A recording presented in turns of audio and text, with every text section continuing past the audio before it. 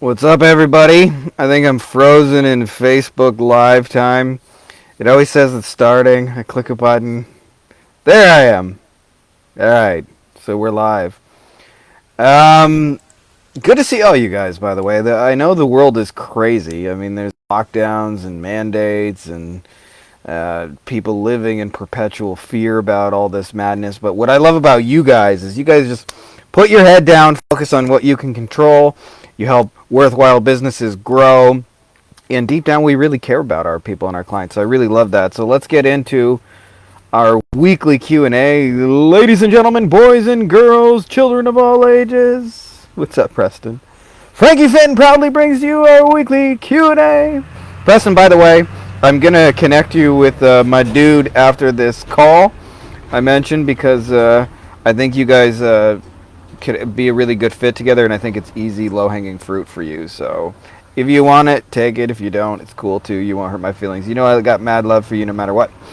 So let's get into the questions this week. Let's see what we got. This person calls himself My SEO Simple. Hi community, what's the minimum budget you consider when starting e-commerce store? I mean a decent budget to have effective datas. And how long? What period of time for ads? It's a small e-commerce store, nutrition, supplements, a few products, but very niche market. All right, my man. Listen, here's the deal. Small budgets can work. But you're also going to not want to sit around and just use Facebook ads if you got a little teeny tiny budget. I'd say the smallest budget I've ever done successfully is like $5 a day. But here's the deal with $5 a day, okay? It can take you a long ass time to accumulate data. That's just the nature of the beast. So instead of what most people try and do is treat it like, actually I think people do this too soon where they're split testing all these things. Come up with one really great ad for your best product and put that out there. Don't try and split test 18,000 things. You don't have the budget to do that. And understand it's probably going to take you at least 30 days to get even meaningful data. I usually, until your ad hits 50 or $100 in spend, you don't even know how you're doing.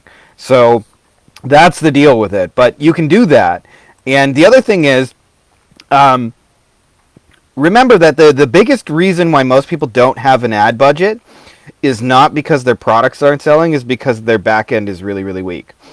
There you go. Preston just added that they use affiliate networks to drive traffic to their supplement brand. So that's how you can probably get a whole bunch of cheap front-end traffic. I may ask you to share later, Preston, what kind of affiliate networks you are using. But having said that, the money's made on the back end. It's not when you sell supplement 1, it's when you sell supplement 2 and 3 and 4. So I have friends who sell a lot of supplements. It's the back end recurring. It's month 2, month 3 where they actually make their real money. So in order for you to be in this game long term, you got to think more about adding value to your clients and being more profitable over the long haul. But having said that, $5 with one really strong ad, you can win right out of the gate. Cody. Best source to hire appointment setting VAs. Cody, the best place, the most abundant place I found him. Preston, by the way, for that last question says bundles on upsells. Preston, you're the man. You already know that. You know I think you're a cool motherfucker. So yeah, the best place to find appointment setting VAs is actually Facebook groups. I found Jeff Miller's group has a lot of them. Facebook ad scaling secrets. There's a few other ones. All the agency groups have a lot of people. Here's the deal, though, with finding appointment setting VAs. If you show up with a script and an offer, man, you'll have no problem finding anybody who can be a VA. I would say if you show up with a script, an offer, and a process that somebody can follow, you can get any VA anywhere to do your grunt work. I shouldn't say any VA, but most of them that are competent enough to do things. Where most people screw it up is they have an offer that's not working. And since I got Preston on here, he confirmed what I'm saying is a lot of times people have broken offers and broken sales processes, and they hire a salesperson to try and fix what's broken. And if you have a really good person like Preston, maybe you could fix that. But usually in general, what's going to happen is your salesperson is just going to not make sales the way you're doing. So if your cold outreach and stuff isn't working, bringing in an appointment setter isn't going to make it better. You want to bring in an appointment setter when you need the time and energy free up, not when you're like trying to have somebody do something that's not working for you. It can work, and they can harass people into appointments, but usually you're just going to get a lot of low quality appointments. So really, it's like probably for the 1,000th time you guys have heard me say this, but you got to really work on the offer. Do that, and you'll find that it's a lot easier for your appointment setters to have consistent success. Geo. Anyone has a Facebook ads onboarding process written when you get a new customer and who is willing to share it? Geo, I shared one in the training in the group yesterday that got posted, but I'll give you the lowdown.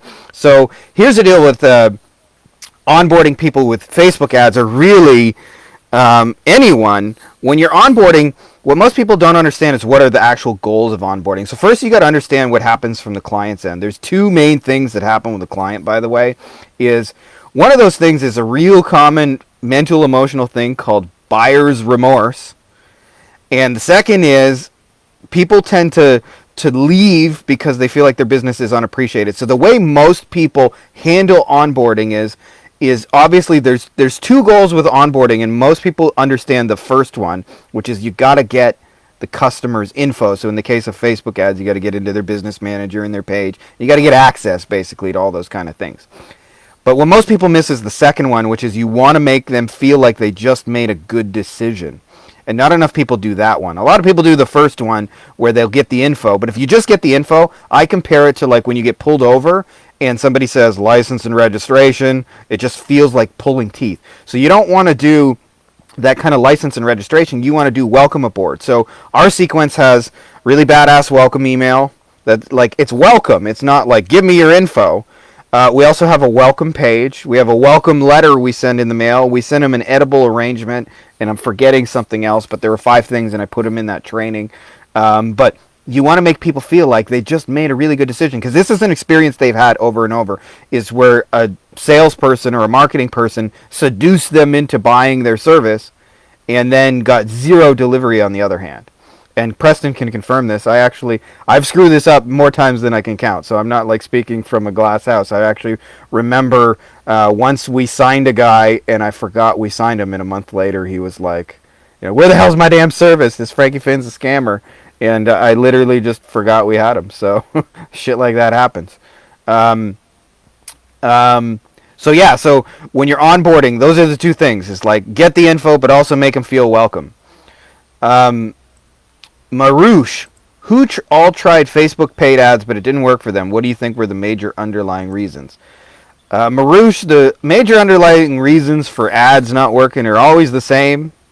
It doesn't matter whether you're using Facebook or YouTube or Google ads. It's one, you were targeting the wrong people, right? Like I want you to imagine, for example, if you had an offer for all-you-can-eat barbecue and you ran it at the Jewish Vegetarian Conference. Now, you can run that ad all day long. It can be even a great offer. It ain't going to work if you show it to the wrong people. So there's reason number one people fail is they don't know how to get in front of the wrong people. Reason number two is the offer sucks. Like it's just not something that's very, very appealing. And then the third is the messaging. And I would say in Facebook case, because it's an image-sensitive network, it would also be images matter as well. But those are the 4 things. If you're failing in ads, or succeeding, by the way, it's coming down to those 4 things. And so I think a lot of times people, when they run Facebook ads, they'll tell me, oh, you can increase your budget 2%, 10%, 20% a day, or whatever. You can change this bells and whistles, but not enough people think about the human being on the other side of the ad. I'm telling you, you cannot go wrong by thinking about ads as a tool to reach people.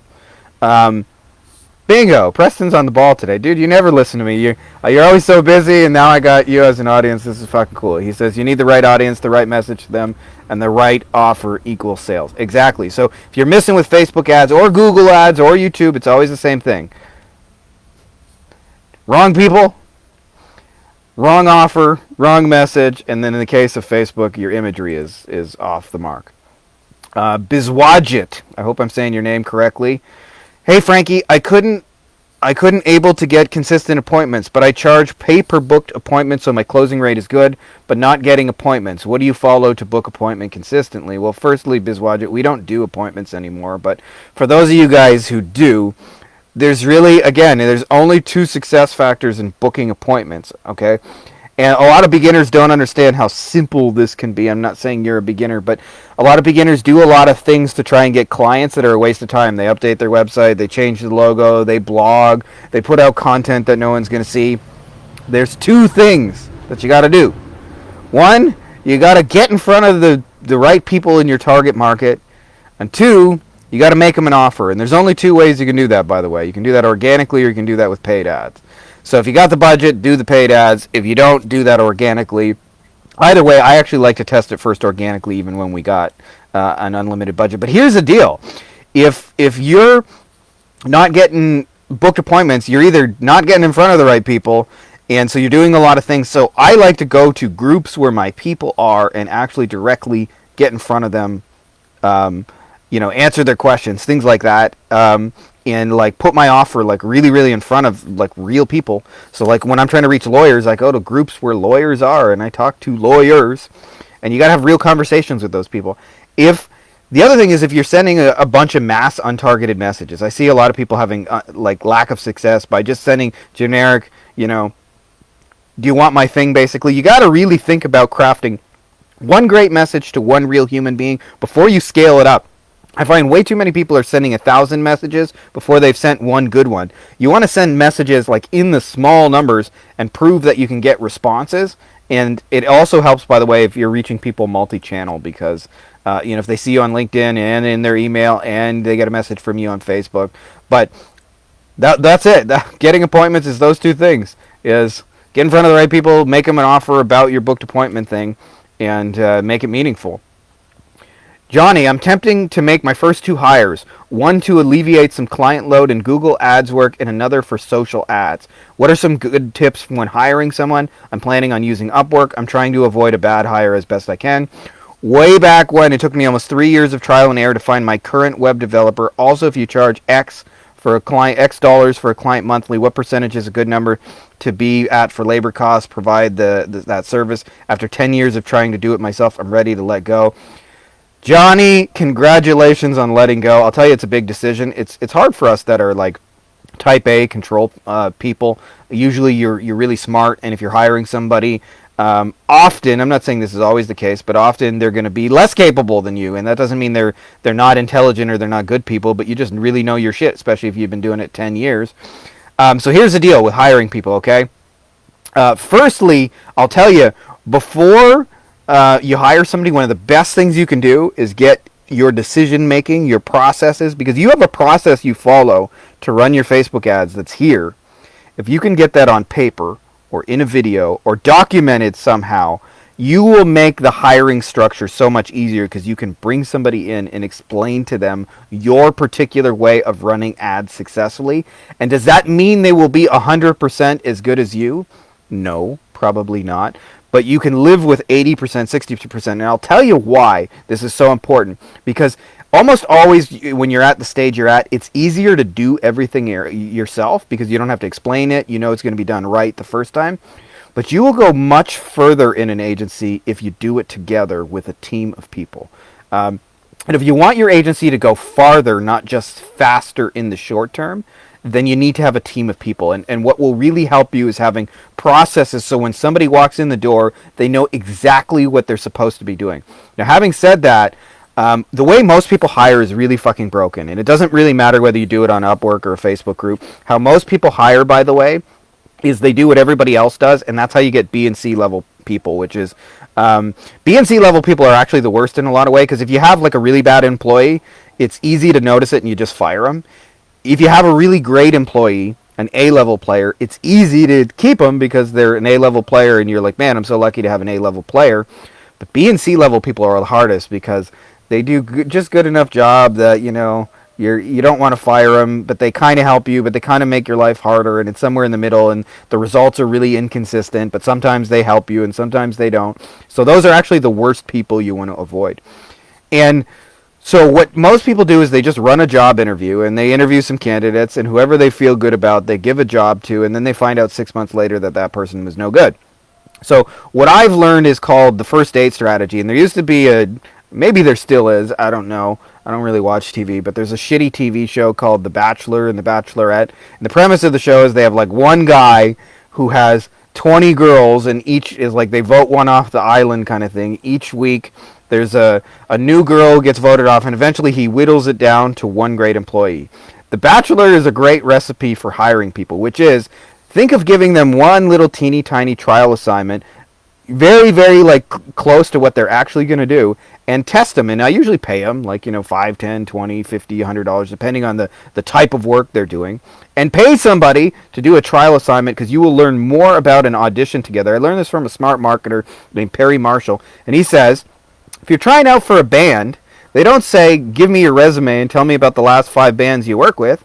You just get out your guitars and you play a song together, right? So you want to play a song together. That's the best thing you can learn, and you'll learn far more about it. I find if I hire 20 people for a trial assignment, I'll have 10 that actually complete it, 4 that do a good job, and then I'll give a second trial assignment, and I'll usually end up with 2. And that's about, for every 10 people you talk to, you're going to end up with 1 really good one. And you do that, you'll end up with way more good people. Now, as far as labor costs and percentage, I'd try personally to keep my agency margins 50%. But having said that, I've seen agencies that run at 20% margins, where they're charging their clients $10K a month, and their overhead costs for labor are $8K a month on fulfillment. So there's no one magic right number. It depends on what works for you. I like to run at 50% margins after labor and all those things. And part of what will help you do that is just specialize in more high-end work, because then you'll have bigger margins to work with, and therefore you have more room to pay people. But that's kind of a little bit of an advanced tip. But yes, congratulations on learning to let go a little. It's a hard lesson, because I get it. I'm a control freak as well, and I think actually most of the people in this group would share that description with you. Nick, what's been your most successful strategy when it comes to finding new clients in your agency? Nick, right now, believe it or not, our most successful strategy right now is direct mail. We've got a few that we're doing. We've got a few like referral partners and things like that. But I'll tell you, and we got a couple of ads we run. But I'll tell you, Tim Ferriss in the book Tools of Titans has a section in there where he has 17 really good questions he asks himself. See you, brother. So when he asks him these great questions, he's thinking about questions he can ask himself that lead to good answers. And in some way for him, the questions are more valuable than the answers. And one of the questions he asked himself over and over was, what is the least crowded channel? And I think it's a really intelligent question when you think about marketing. You can send a client an email, but also understand that so are hundreds of other people every day, because it's the easiest, lowest, cheapest, most direct way. And so people have inboxes flooded full of shit. So what I think about is, what is the least crowded channel? And almost nobody sends personalized direct mail anymore except us. And so I find that's one of our favorite strategies. I can't stress that enough, is we just send a little hand raiser that drives them to a little video, and the video explains to them the offer and the service, and if they want it, they reach out, and that's basically it. And but it's very, very personalized. And so I would say my favorite strategy is, of course, we got the Mexican music coming. As you guys can tell, I am outdoors. Our internet still is not working. The joys of living in islandy Mexico, where everything moves slowly. So that's been our best strategy. But the best strategy for you may be different, but you want to be thinking about what's the least crowded channel. That will lead to the best strategy. Sonia, what are some good project management softwares you recommend? I'll tell you the one that gets most recommended in our group, Sonia. I don't use it personally. It's called ClickUp, but people seem to love it in our group. I personally am an Asana guy. Asana's just like, it works like my brain, where I write little handwritten checklists, put them into Asana. Works well, but also a lot of people like Trello. If you're a post-it note kind of person, then you'll probably love Trello. But those are the big 3 that I see most people using: ClickUp, Asana, Trello. I would say try all 3, see which one you like. I mean, they have free versions of them, so you don't have to commit to it long term. TJ, I'm at capacity and stuck in fulfillment and need to bring on help, but I don't know where to start. Any advice? TJ, it sucks when you're full and stressed about it. I would say the same thing as I mentioned to the person before hiring, which is, firstly, get your processes out of your head. So what I do, just so you know, is when I'm doing stuff in my agency that I'm doing, the first time I go through it, I record myself on a Loom video, and I explain what I'm doing and why I'm doing it and all the steps involved out loud. So I'm building a landing page, Instead of just like whizzing through it and clicking all the buttons, I say, okay, first we log in here. Here's the password. Next, we're going to create a page. I happen to like this template. Here's the headline. I will give you the headline. Here's this. Here's that. Here's how we create the button. Here's how we integrate it. Here's how we set it up. Here's how you click publish. Here's how you publish it to our website. And you document all those steps step by step. And then what happens is you can train people by giving them the process. And so you'll make your life a whole lot easier. Now, having said that, I would also say, like I mentioned before, think about the bachelor. Think about giving trial assignments so you can feel people out how you would work together. Like, for example, I used to try and hire salespeople in our agency, and I would try and do it by gut feel and interview people and see what they knew about sales. And what ended up happening is often I would get people that sounded really cool and were really nice, and even like our clients liked them, but they didn't make any sales. And then I realized it was better just to give them 5 or 10 calls. Just give them 5 or 10 calls and see how it went. I would learn more about a salesperson through that. And I was really looking for two things when I did that. One is, could they close people? And two, did they set the proper expectations? Because if they closed people but, made a bunch of false promises in order to close them, that didn't work either. So those two things, right? So like when you're bringing on people, if you got clear processes and you got trial assignments, you're going to win more often than you lose. That doesn't mean you won't ever make a bad hire. Everybody makes a bad hire, just so you know. I realized my first ever hire was for an SEO writer person, and I spent probably an hour or two every day like fixing up their writing because it was bad English. And then I realized it was like literally they were costing me more time than they were saving me. And so you probably will make a few mistakes along the way, but you'll limit the damage if you have a trial assignment, because then your bad hires are just bad for like one little tiny project together. I hope I'm saying your name correctly. New brother in the group, Huang. Hi guys, I'm new to this group and have been struggling with my Facebook ads agency. I haven't gotten one client yet, and I keep dropping the ball every time I'm getting close to one. I have just one question that I'm hoping to get multiple perspectives on. How did you get your first client? What changed after you did? Huang, I'm going to share a story with you just so you know. Look at Dave. Dave always chiming in with the genius stuff a little second. I'm just going to read that first before I answer that question. Overwhelmed with operations, SOPs, document your process, then refine your SOPs, automation as in automate what can be automated, outsource, expand the band, SOPs, update and refine. This is a guy, by the way, who's done this only for a gajillion years over and over for like Fortune 500 level kind of companies, so he knows his shit. Dave is our resident genius over there who's been a little bit sidetracked with crazy government citizenship and all that, but Dave is just a brilliant mind, and there you go. That's the process. Like, I couldn't have said it better myself. So, yes, getting your first client. So, just so you guys know, this is a process in general of failing forward. And I remember the first time I had $1,000 introductory package for lawyers, and one day I decided to charge $5,000. I went through a coaching program. They recommended me raising my prices. $5,000 felt comfortable to me at the time. And I remember the first time a lawyer agreed to my $5,000 package. His name was Timothy. And Timothy said, "Yes, I will take your $5,000 package." And this is what happened to me internally, of course. I didn't do this on the call, but my jaw fell to the floor. I was so shocked because I had heard no so many times in a row that I actually didn't know what to do. I had no idea what was the next step after Timothy agreed to work together. So I've been told process the payment on Stripe. So I logged into Stripe. It was my first time in Stripe. That was like 2016.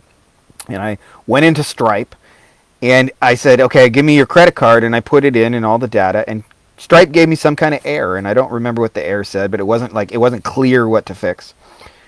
And so I said, hey, it's giving me some kind of error. Can I call you back? And I had to contact a Stripe support to figure out what was going on. And Stripe support took like a day and a half, 2 days. And they said, oh, you have it in sandbox, like test mode. You got to turn on the real thing. So I turned on the real thing.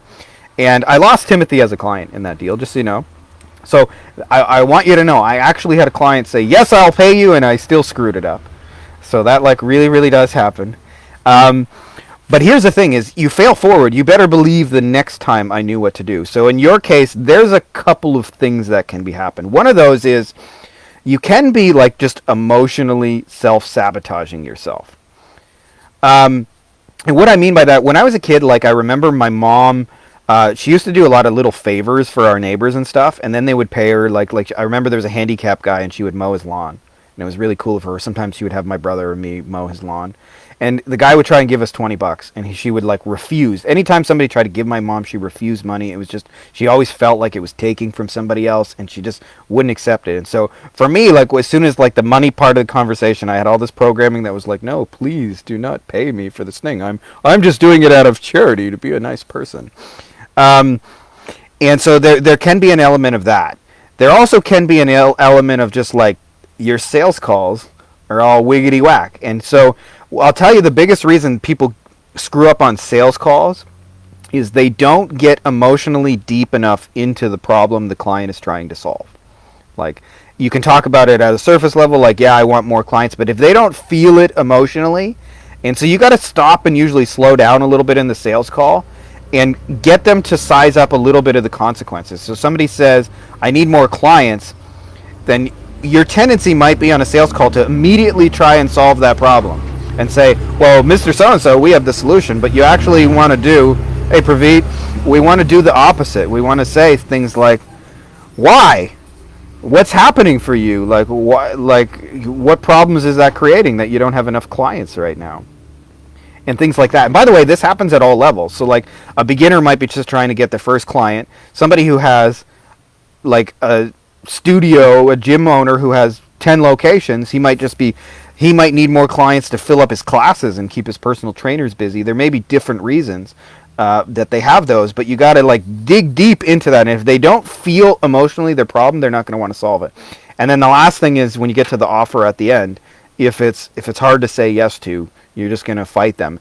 And the best way you can do is if you're doing sales calls, by the way, is customize your offer based on what they just told you. So like, for example, I gave you an example. A gym owner says, I have 5 locations and 2 of the locations are just not doing so well. We're trying to fill classes in there, but it's just not happening. The classes are mostly half empty. Well, then I would say, okay, Mr. So-and-so, we've talked for the last 60 minutes or whatever. What I'm getting from you is what you really want is just to fill your classes in those 2 locations. Here's what my plan would be for you to do that. If we went and had this little program that would help you fill these 2 classes, and we could probably do that in about 60 days, would you be ready to get started today? But of course, he's going to say yes because it's personalized to that. Where most people go wrong is they try and sell your thing, your hammer. They don't care about SEO. They don't care about Facebook ads. They don't care about Google ads. He just wants his empty class full. So those are the 3 things that can be going wrong. Is your mindset about money can be all wiggity whack and you just feel uncomfortable taking it. And so you're self-sabotaging. Your sales call structure sucks and you're not getting deep enough on the pain, the problems they're trying to solve and what they want the future to look like. Or just when you get to the very end and you make them an offer, it's probably too much about you and your hammer and all those things. So I'm going to send you a couple examples of some successful sales calls because I find the best way to learn this is to hear it done correctly. And when you understand how someone else is doing it correctly, you'll go, oh, now I see what they're doing. So I'll send you those. Anybody else who wants them, I'm happy to give those away. They're actually part of our mastermind, kind of hidden in the bonus members. But if anybody else wants them, I'm cool. I'm open. I'm sharing. I got an abundance mentality. So just send me a PM and I'll send you those. And you can get a couple examples. Just keep those on the down low because obviously, they're not meant for the whole world to have access to. So anyways, that's all I got for you guys this week. I just want to add a little bit. We are doing a 90-day free trial or $1,000 trial of the mastermind. It'll benefit you most if you're between probably like 5 and 20 clients and you want to like systematize that, organize that, scale it, and do it without all the meetings and phone calls and keep the clients happy. We got a lot of tools and tricks to help you sign clients without phone calls and keep them happy, and also build teams to make your system happen without you being the one putting in all the effort. So if that's you, reach out. You'll get a shit ton out of it and a whole bunch of value. Anyways, that's all I got for you guys this way. So I'll post the replay of this on YouTube, and may the force be with you. And thank you guys for all the awesome comments.